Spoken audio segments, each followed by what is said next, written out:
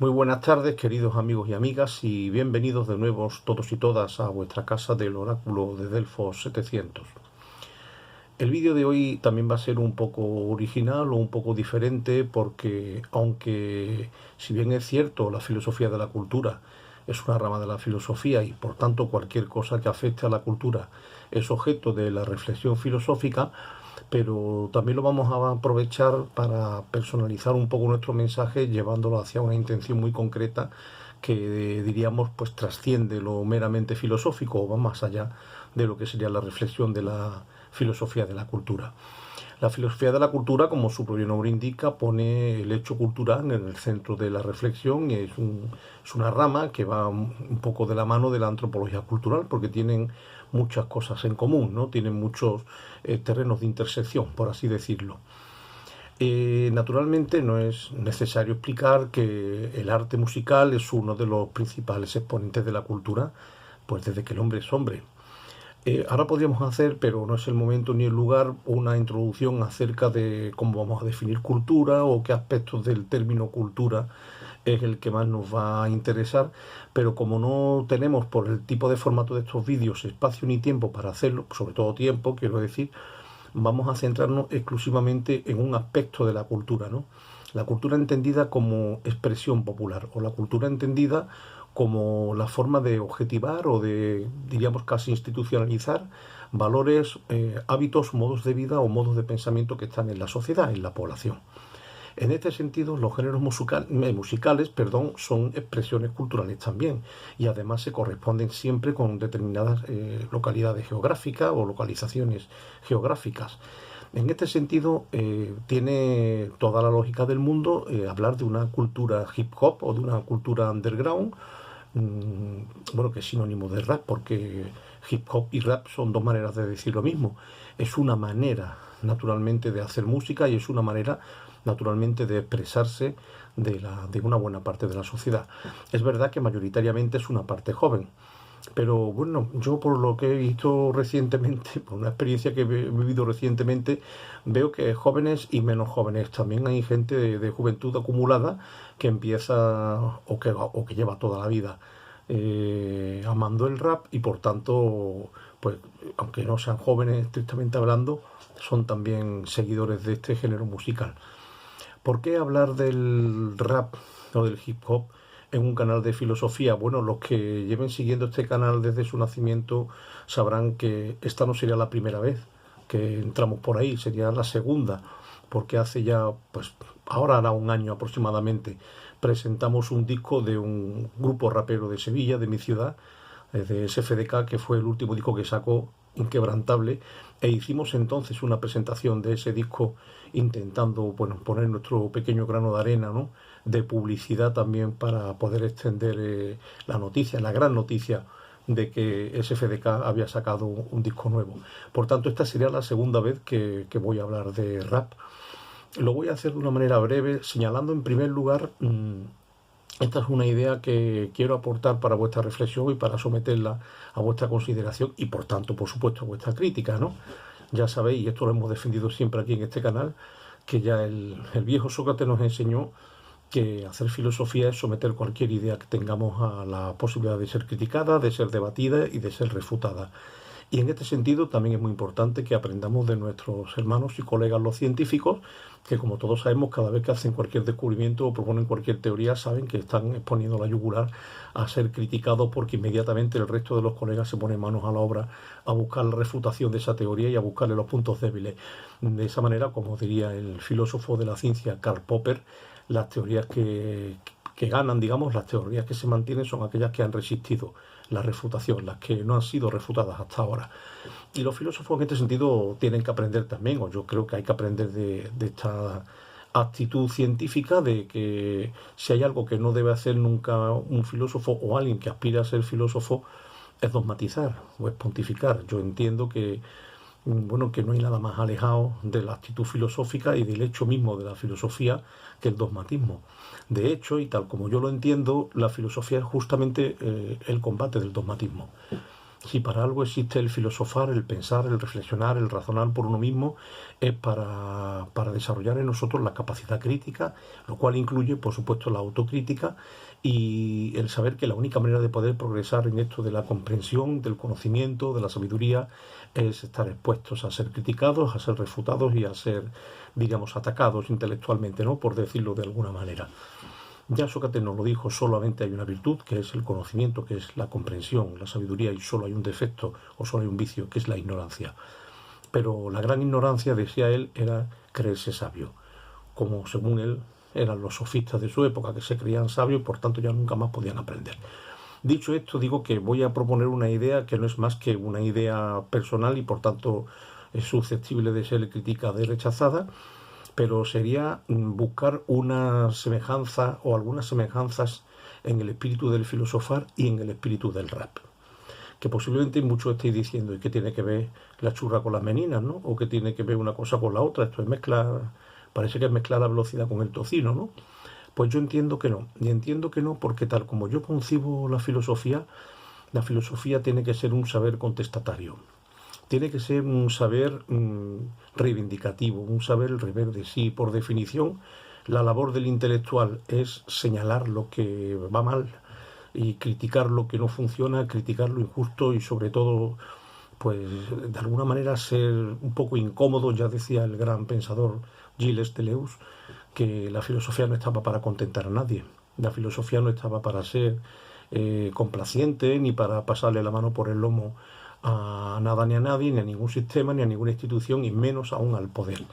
Y yo me apunto un poco a esa idea. Yo creo que eso siempre fue de hecho, el papel del intelectual en la sociedad. El intelectual tenía que ser o debía ser un foco crítico, un foco de luz que señale lo que tiene que ser mejorado, que señale lo que va mal, que denuncie lo que va mal y que esté dispuesto, por supuesto, a denunciar las estructuras de poder, sobre todo cuando estas son injustas, que quizás sean la mayor parte de las veces, ¿no? Entonces ese papel reivindicativo y ese papel contestatario o ese papel revolucionario de la filosofía para mí es algo esencial. Es verdad que el bueno de Carlos Marx ya lo dijo en el siglo XIX, en este aspecto no soy yo original.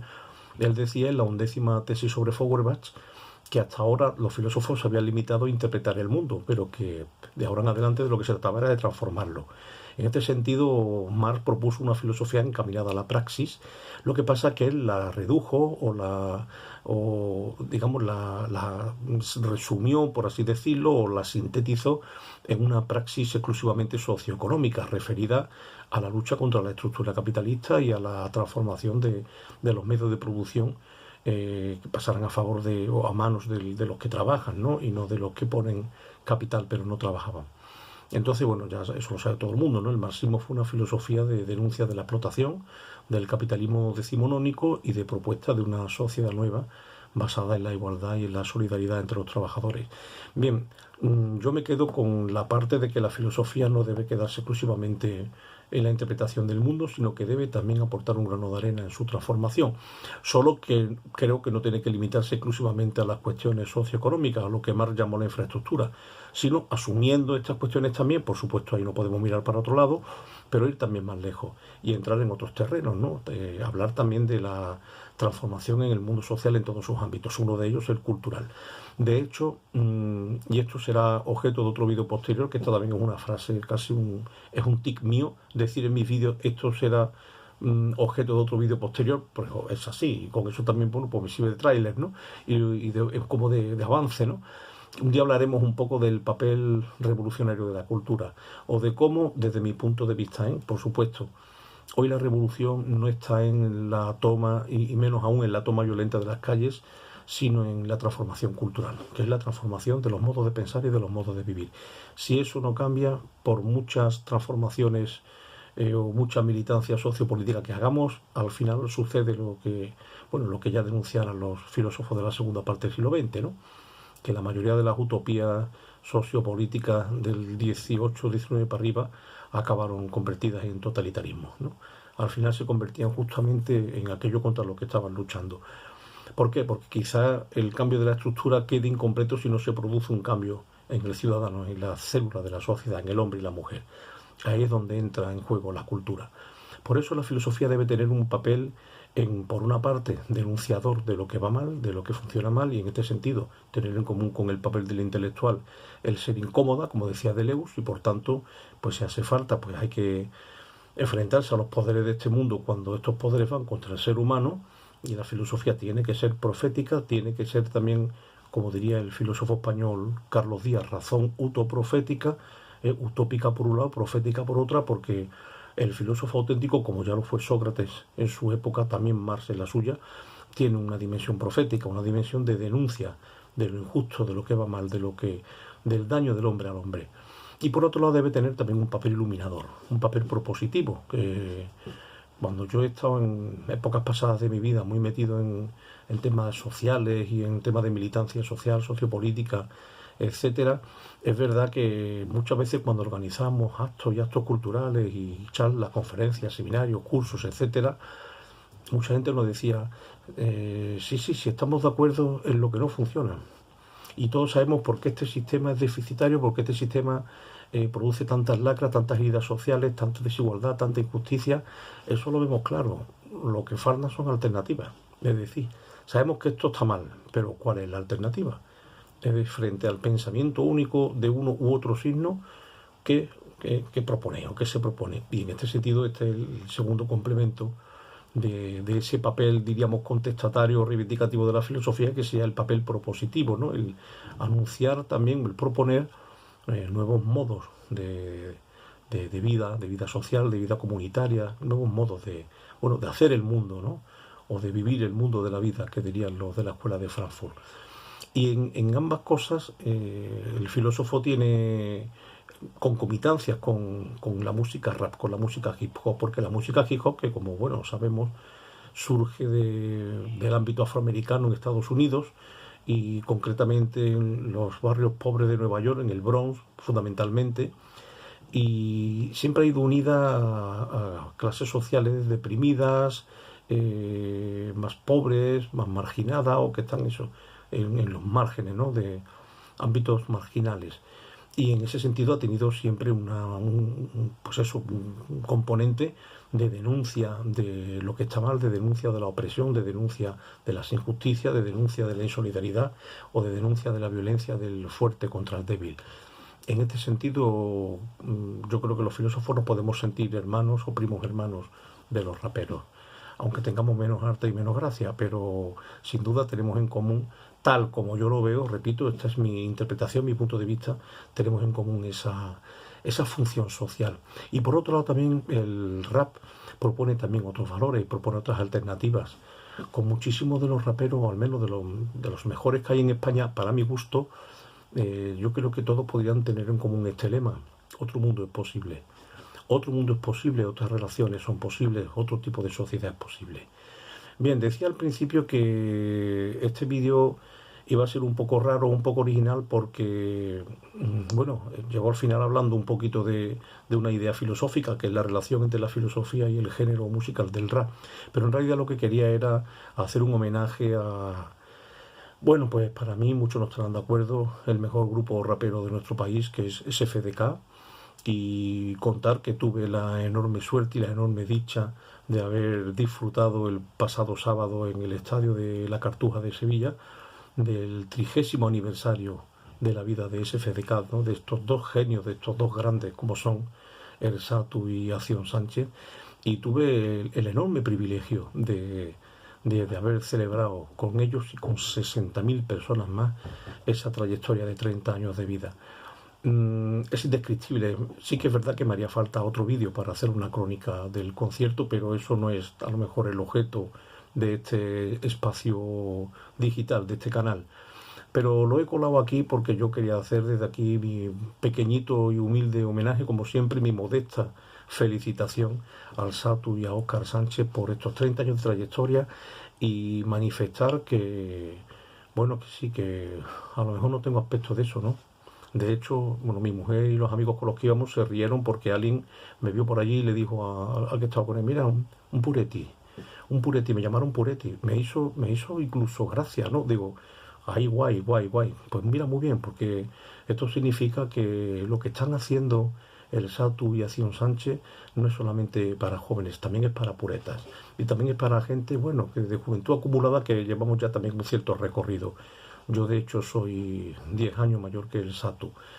Mm, pero quiero felicitarle por esta trayectoria, quiero alegrarme con esos 30 años de vida y de éxito, y de un modo muy, muy, muy especial quiero darles las gracias. Quiero darles las gracias porque creo que, aparte yo creo, bueno, los que les gusta el rap saben que su arte es indiscutible, ¿no? Aparte del arte, de la puesta en escena, de la coreografía, del montaje tan brutal que hicieron, ¿no? Con más de 20 artistas invitados, de la emoción que hicieron circular por allí, en yo diría aquel cuerpo gigante formado por 60.000 células que fuimos, que éramos todos uno, sintiéndonos unidos, hermanados en el espíritu de esa música, del arte y del alma del rap. Pero aparte de eso también les quiero dar las gracias porque creo que ellos son un ejemplo viviente de lo que es la superación, lo que es la lucha, lo que es el pelear primero por encontrar tus dones, por salir del margen cuando la sociedad te ha condenado a él. Y para muchísimas personas que también forman parte de los extrarradios, o de los suburbios, o de las zonas más marginales de las ciudades o de la sociedad, el Satu y Acción Sánchez son un ejemplo de que con lucha, con perseverancia, con esperanza, con fuerza, con creer firmemente en uno mismo, se pueden alcanzar cotas inimaginables. Bueno, ya quisiera yo que mis libros tuvieran la millonésima parte de seguimiento que tiene la música de estos dos artistazos de la música hip hop española.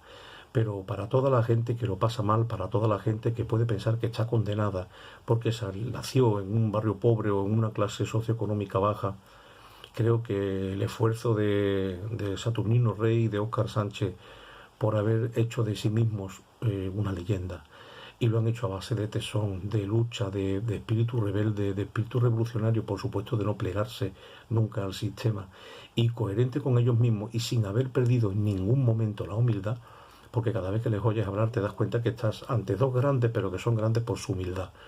No se les ha venido a la cabeza, no se les ha subido la fama, no se les ha subido el dinero, no se les ha subido la gloria, y siguen siendo, pues en el caso del Satu, como cuando era un zagalete en Pinomontano con sus colegas allí, bueno, viviendo en la infancia y juventud que le tocó vivir.